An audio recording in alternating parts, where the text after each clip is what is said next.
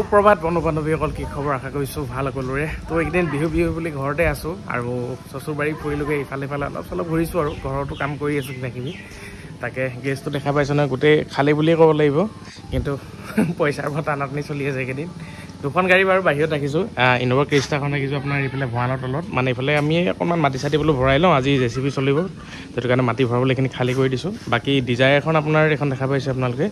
আৰু কি কয়, বৰ্তমান আছোঁ ঘৰতে, পইচা পাতি এইখিনি অকণমান টানাটনি চলি আছে কাৰণে আনিব পৰা নাই, বেছি দিব পৰা নাই। আৰু সেই আপোনাৰ ইন'ভাখন বুক যে হৈ আছিল, সেই ইন'ভাখন মানে দাদাজনৰ আমি চিভিলটো চাই আছোঁ, চিভিলটোৰ গাড়ীখন হয়তো ওলাবও পাৰে নোলাবও পাৰে, তেনেকুৱা হৈ আছে মানে কণ্ডিশ্যনটো। আমি এতিয়া বেলেগ জেগাত মানে ফাইলটো দি চাইছোঁ, এবাৰ মহিন্দ্ৰাত দিছোঁ, এবাৰ চলাত দিছোঁ। চলাতটো তেওঁলোকে নহ'ব বুলি কৈছে, তো মহিন্দ্ৰাত যদি ওলাই যায় তো ইন'ভাখন ওলাই যাব। যদি বাই চান্স নোলায় তেতিয়া আপোনালোক বেলেগ মানুহে, যিবিলাক মানুহে মানে ইন'ভাখনৰ কাৰণে ৱেইটিং আছিলে, তেওঁলোকে লওঁ বুলি ক'লেও ল'ব পাৰিব বা সেইকাৰণে চাব পাৰে। যিবিলাক মানে সুধি আছিলে আৰু মানে আমি কৈছিলোঁ যে বুকিং হ'ল, তো কেতিয়াবা এনেকুৱা হৈ যায় বুকিং হৈ গ'ল বুলিয়ে যে গাড়ীখন ল'বই যায়, সেইটো চিয়'ৰ নহয়। যদি ফাইনেন্স কৰে, কেতিয়াবা ফাইনেন্সত যদি চিভিলো বেয়া থাকে তো গাড়ীখন কেঞ্চেল কৰিবলগীয়া হয়। তো কথাটো হ'ল তেনেকুৱা ধৰণৰ। যদি আপোনালোকে ইন'ভাখনৰ প্ৰতি যিখিনি মানুহ ইণ্টাৰেষ্ট আছিলে, আৰু বহুত মানুহে কৈ আছে, আমি এতিয়া লাষ্ট টাইম লগাইছোঁ 11 লাখ, তো কেতিয়াবা কিছুমান দামী গাড়ীখন আমি ডাইৰেক্টলি ফিক্স দাম বুলি কৈ দিব নোৱাৰোঁ। কেলৈ মানে দামী গাড়ীখন কি হয়, ফিক্স দাম বুলি ক'লে মানুহে ঘপকৈ নল'ব।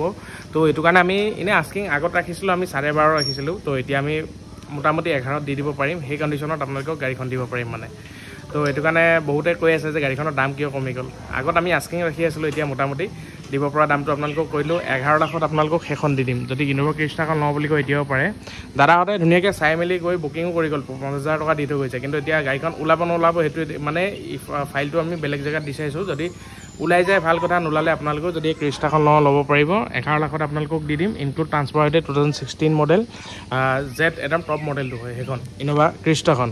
বাকী আপোনালোকক এইখনো আপোনালোকক আজি অকণমান থুলমূলীয়া ৰিভিউ এটাকে দিম বুলি ভাবিছোঁ। আপোনালোকে চাই আছে এই ডিজায়াৰখন বহুত দিনৰ পৰা আমাৰ লগত আছে, কিন্তু এই গাড়ীখন আমি এতিয়া মূল দামটো পালেও আমি দি দিবলৈ ট্ৰাই কৰি আছোঁ। কিয়নো পইচাৰ কথাটো ক'লোৱেই মই, এইকেইদিন বহুত টানাটনি চলি আছে, খৰচাও বহুত বেছি কৰি দিলোঁ ঘৰৰ কামত, বাইক ৰেচটো আকৌ ডাঙৰ কৰিলোঁ। মানে কেতিয়াবা কি হয়, আমি কিছুমান চিন্তা ভাৱনা নকৰাকৈ কিছুমান কাম কৰি দিওঁ, পইচা য'ত লগাব লাগে তাত নলগাওঁ।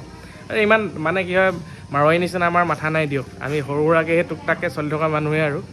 তো ক'ত কেতিয়া কি পইচা লগাব লাগে ক'ব নোৱাৰোঁ। কেতিয়াবা ঘৰৰ কামতে ধেৰ খৰচা কৰি দিওঁ, গেৰেজৰ কামত কৰাই দিলোঁ। এতিয়া পইচা পাতি মানে মোটামুটি অলপ টানাটনি চলি আছে আৰু, সেইটো কাৰণে মূল পইচাটো পালেও দি দিম বুলি ভাবিছোঁ এই ডিজায়াৰখন আপোনালোকক। তো এই ডিজায়াৰখনত থুলমূল ৰিভিউ এটা দিবলৈ বুলি ক'লে আপোনালোকক দেখুৱাই দিছোঁ।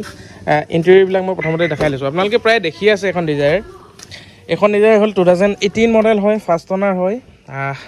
গাড়ী কিন্তু খুব ধুনীয়া কণ্ডিশ্যনত আছে। ইণ্টেৰিয়ৰটো চাওক, খুব ধুনীয়া চাফ আছে। পিছৰ চিট টিটবিলাক চাওক, আৰ্মৰেষ্ট আছে। হ'ব। বাকী আপোনাৰ মিউজিক চিষ্টেম আছে, কোম্পানী ফিটেড, ব্লুটুথ কানেক্টেড আছে, এয়াৰবেগ ইফালে এটা আছে, ইফালে এটা আছে, ষ্টিৰিং কণ্ট্ৰল আছে, AC হিটাৰ চব ৰানিং কণ্ডিশ্যন।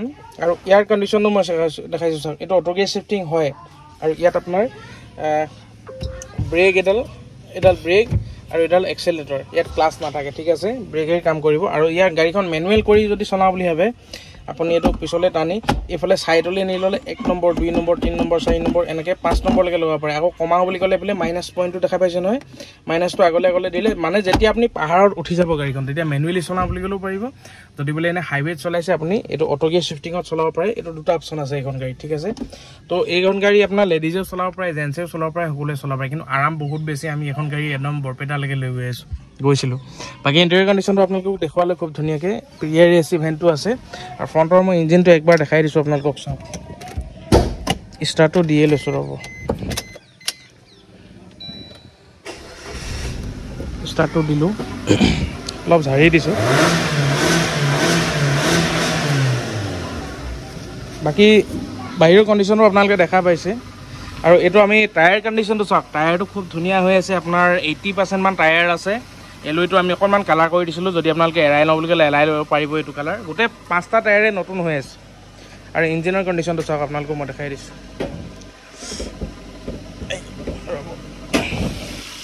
ইঞ্জিনৰ কণ্ডিশ্যন চাওক, খুব ধুনীয়া, একদম চাফ চিকুণ আছে। আৰু বাকী আপোনাৰ খুব ধুনীয়া হৈ আছে, মানে লিকেজ চিকেজ তেনেকৈ বিশেষ নাই। ইঞ্জিনৰ আপোনাৰ ফুল গেৰাণ্টি দিব পাৰিম, বহুত বঢ়িয়া হৈ আছে। আৰু বাকীখিনি মই দেখাই দিছোঁ। ষ্টাৰ্টটো অফ কৰি লৈছোঁ, ৰ'ব।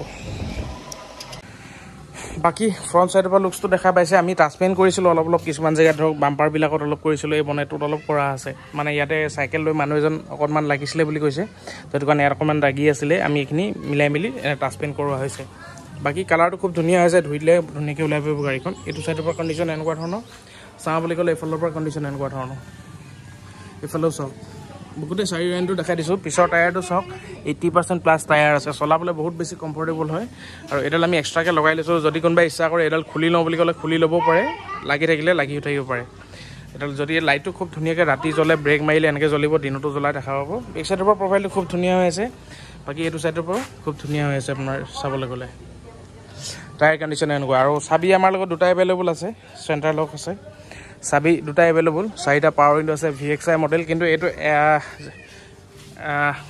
এটো এলয়টো দেখা পাইছে নহয় ZXI নিচিনা এক্সট্ৰা এলয় কেনে তেওঁলোকে লগাই লৈছে কিন্তু সুজুকি এলয় লগাইছে এক্সট্ৰাকে কিনি কেনে লগাইছে গুটে চাৰিটা আপোনাৰ এলয় আছে ইয়াতে বাকি গাড়ীখনৰ কন্ডিশনৰ কথা মই কলোই আপোনালোকক ফাৰ্ষ্ট ওনাৰ হয় লম যদি বুলি ভাবিছে স্ক্ৰিনৰ লাইটৰ নম্বৰ ডাইলি যোগাযোগ কৰক আহক সব অটো গিয়াৰ শিফটিং বহুত বঢ়িয়া চলাবলৈ কমফৰ্টেবল হয় আৰু গাড়ীখন কি হয় অটো গিয়াৰ গাড়ীবিলাক আমাৰ এই আপাৰ আসামত খুব কম বিক্ৰী হয় গুৱাহাটী সাইডে অলপ বেছি বিক্ৰী হয় তাত বেছি মানুহবিলাকে বিচাৰে তো লওঁ বুলি ক'লে জোৰ মানুহে ল'ব পাৰে কিছুমান মানে মানুহে বিচাৰি ফুৰে কিন্তু কথা পাতে আহিম বুলি কয় এতিয়া যোৱাকালি এজন দেওবাৰে আহিম বুলি কৈছিলে এখন চাবলৈ বাট যোৱাকালি দেওবাৰ হৈ গ'ল নাহিলে মানুহে ফোনতে কয় আৰু এই যাম পৰহিলে যাম কালিলৈ যাম কিন্তু সেই দিনটো কেতিয়াবা কিছুমান মানুহৰ নাহে কি কাৰণে গম নাপাওঁ আৰু সেই কথা পাতি থকা সময়তে মনটো অলপ ভাল লাগে তাৰপিছত নাহে চাবলৈ কি কম উপায় নাই যদি আপোনালোকে এখন ল'ম বুলি ভাবিছে দেন আপোনালোকে আহক চাওক পছন্দ লাগিলে দি দিম দামটো আমি মূলধনটো পালেও হ'ব 4,20,000 টকা ইনক্লুডিং ট্ৰান্সফাৰ হৈ আপোনালোকক মিলাই দিম আকৌ ৰিসেন্টলি মই ইন্সুৰেন্সও কৰিছো আৰু সাসপেনশনৰ কাম কৰিলো টাচপেনখিনো কৰিলো টোটেল আপোনাৰ 4,20,000 টকা মূলধন হয়